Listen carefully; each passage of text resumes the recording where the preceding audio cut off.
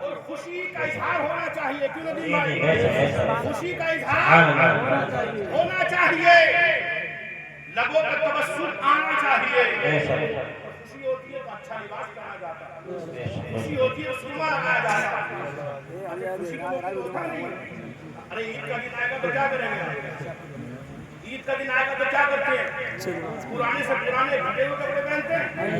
نہیں، نئے سے نیا لباس، سرما لگایا جاتا ہے، کنگا کیا جاتا ہے، خوشبو لگائی جاتی ہے۔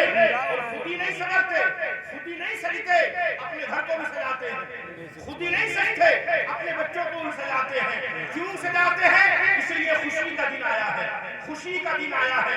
اور جب خوشی کے دن کی بات ہے تو سنو، میرے نبی پاک سرور کائنات والی کائنات نے اپنے صحابہ سے ارشاد فرمایا، جمعے کا دن عید المومنین ہے۔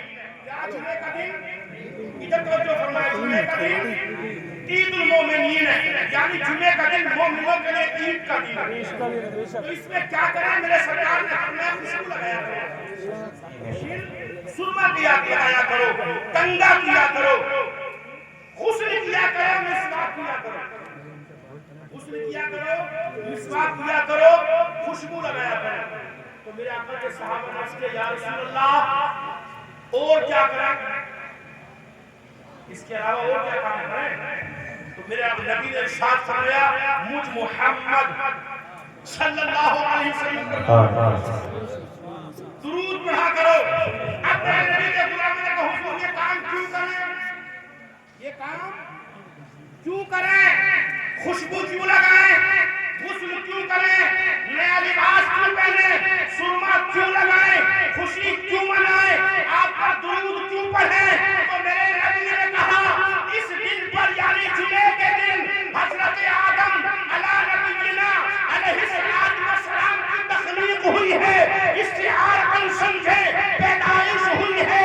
جب حضرت آدم علیہ السلام کی تخلیق ہو تو وہ دن مسلمانوں کے لیے عید کا دن بن جائے، تو جس دن پر آدم کا بھی نبی آئے وہ دن مسلمانوں کے لیے کیوں نہ عید کا دن بن جائے۔ نعرے تکبیر، نعرے رسالت، جشن میلاد النبی، حسرت اعلیٰ حضرت۔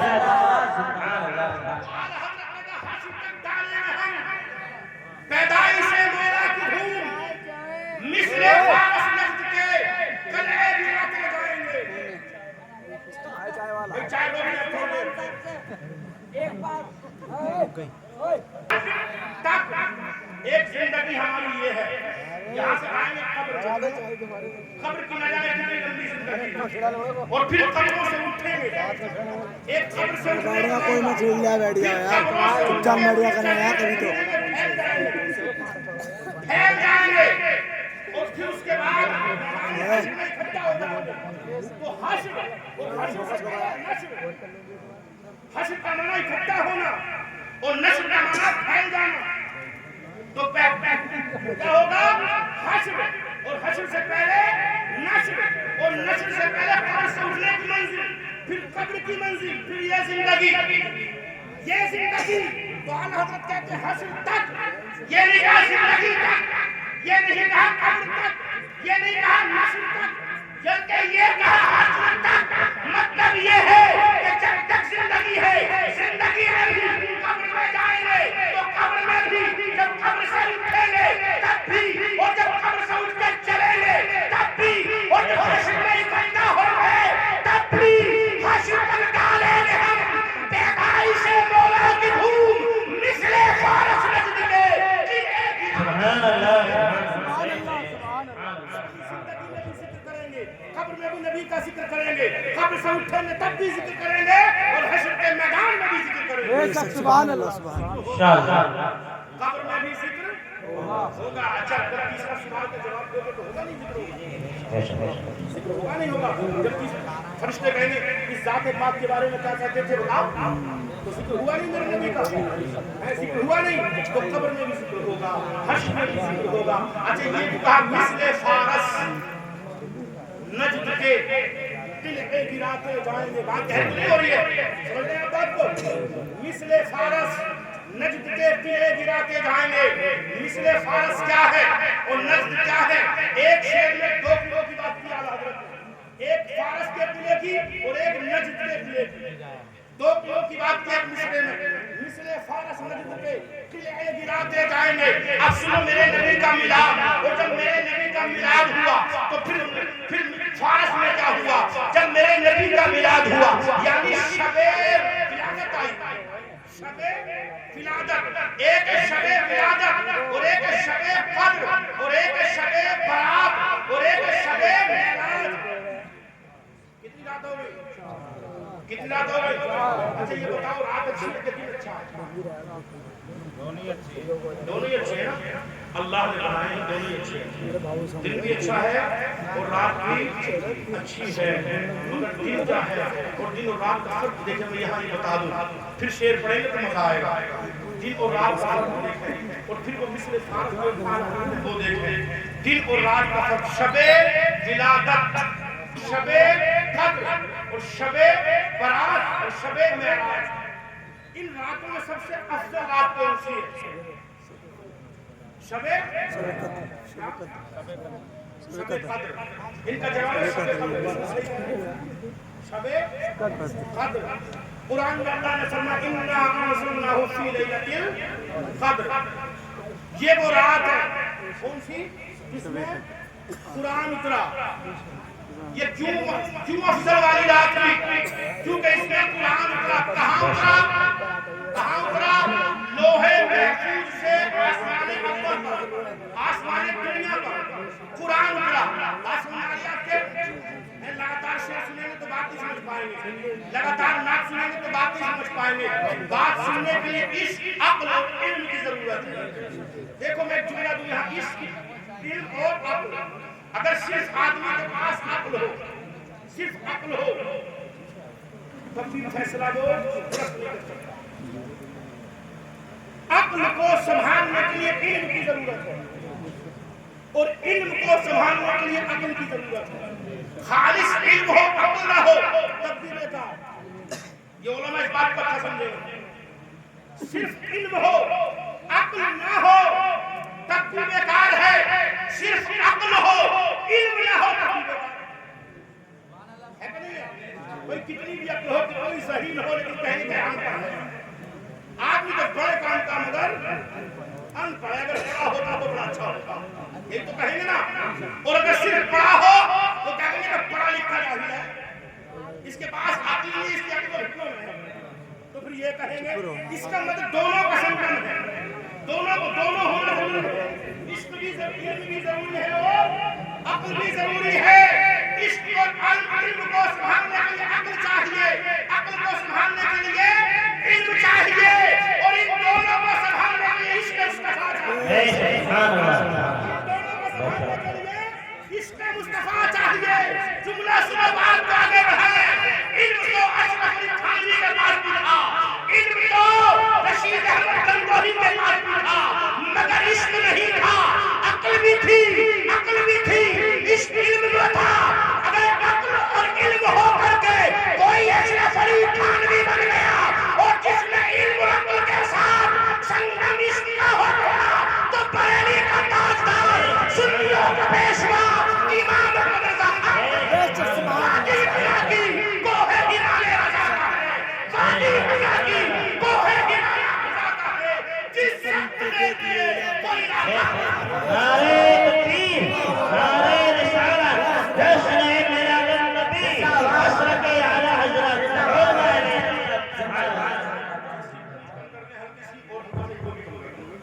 شاید اس بات میں وہ جملہ ہلکا سا کم کرنا. لیکن نعت شریف پہ آپ جو ہے سبھی کو بڑھا دیا کریں اور جب کوئی تقریر کیا کرے تو اس کو یہ کم کر دیا کریں تاکہ لوگ اچھی سے بات کو سمجھ لیں. درود شریف پڑھیں. اللهم صل وسلم على سيدنا مولانا محمد وبارك وسلم. صلوا عليه وسلم.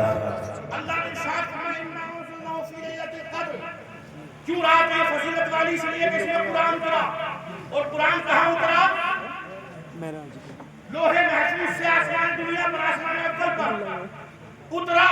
اور آگے ارشاد فرماتا وَمَا أَدْرَاكَ مَا لَيْلَةُ الْقَدْرِ وَمَا أَدْرَاكَ वमा, तुम जानते हो ये रात अफजल क्यों है? अल्लाह ने फरमाया तुम जानते हो, तुम्हें पता है। जब किसी बात का सामने वाले को पता ना हो तो क्या कहें तुम्हें पता है वो कैसा है, उसकी फजीलत क्या है, उसकी अजमतें क्या है और क्यों है, क्यों है? तो अल्लाह ने खुद इरशाद फरमाया, फिर खुद ही बताया, खुद ही बताया ये रात फजीलत वाली इसलिए है कि इसमें कुरान उतरा।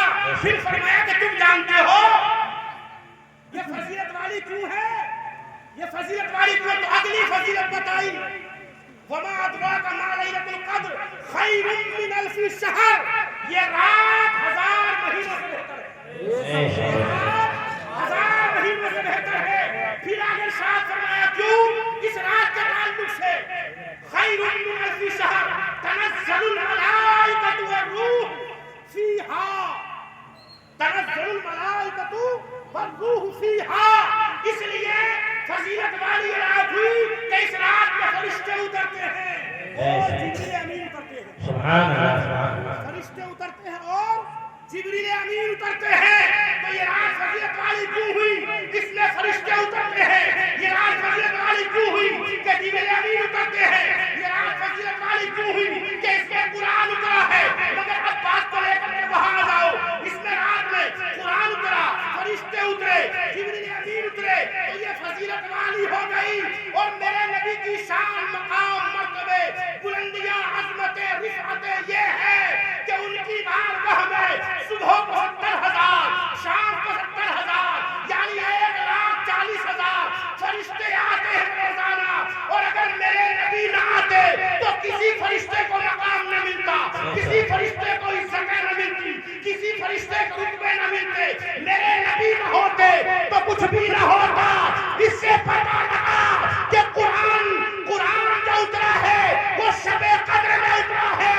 शबे कद्र में कुरान उतरा तो फजीलत वाली हो गई, और शबे विलादत में मेरे नबी आए हैं, इसलिए ये फजीलत वाली।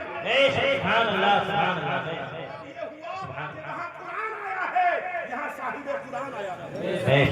अगर साहिब कुरान ना आता तो क्या कुरान आता? वो रात आती, पता लगा कि अफजल ये वो शबे विलादत, मेरे नबी की पैदाइश की रात है, शबे विलादत अफजल है। और अच्छा एक बात ये है, एक जुमला और ये है, एक है शबे बारात और एक है शबे मेराज। अल्लाह की तरफ से मेरे सरकार आए तो नूर है ना, नूर है, अगर नूर ही बन के आते तो क्या वो हमें कुछ अता फरमाते कि हम कुछ लेने के लायक होते? भाई नूर की तो बात नूर की होती, बशर से कैसे मुलाकात होती? तो जब तक अल्लाह की बारगाह में वो नूर है, और जब दुनिया में आए अपने गुलामों के पास तो हुजूर है, हुजूर है। तो जब वो आए बंदों की तरफ, जब वो आए बंदों की तरफ, तो हम उसे शबे विलादत कहते हैं। और दुनिया से जाए अल्लाह की तरफ तो उसे शबे मेराज कहते हैं।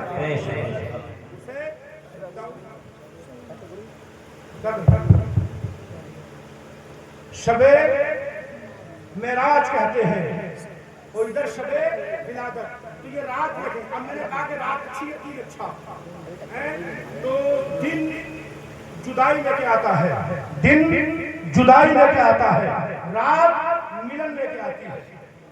दिन भाई आप कमाने निकलोगे अपने घर से, कमाने निकलोगे अपने घर से तो बाप से जुदा होना पड़ेगा, माँ से जुदा होना पड़ेगा, बीवी से जुदा होना पड़ेगा, बच्चों से जुदा होना पड़ेगा। और जैसे शाम आएगी तो फौरन अपने घर को वापस, बीवी से मुलाकात होगी, बच्चों से मुलाकात होगी, भाइयों से मुलाकात होगी, अपने प्यारे घर को देखने को मिलेगा। यानी जब दिन आता है तो जुदाई लेके आता है, रात आती है तो मिलन लेके आती है। और जुदाई जहन्नम की सिफत है और मिलन जन्नत की सिफत है। जहन्नम में जुदाई होगी और जन्नत में अपनों से मिलन होगा, दूध की नहरों से मिलन होगा, शहद की नहरों से मिलन होगा, मिलन होगा, यहाँ तक कि मेरे सरकार से मुलाकात होगी,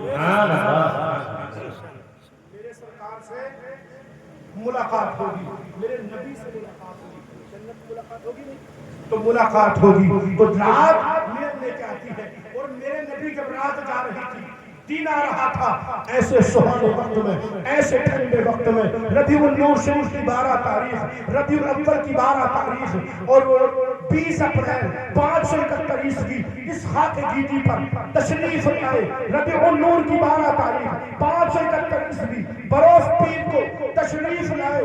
1500 سال کا زمانہ گزر گیا تو آپ کہتے ہیں جس سہانی گھڑی چمکا طیبہ کا چاند, جس سہانی گھڑی چمکا طیبہ کا چاند, اس دن افروز ساعت پہ لاکھ سبحان اللہ, افروز ساعت پہ لاکھوں سلام.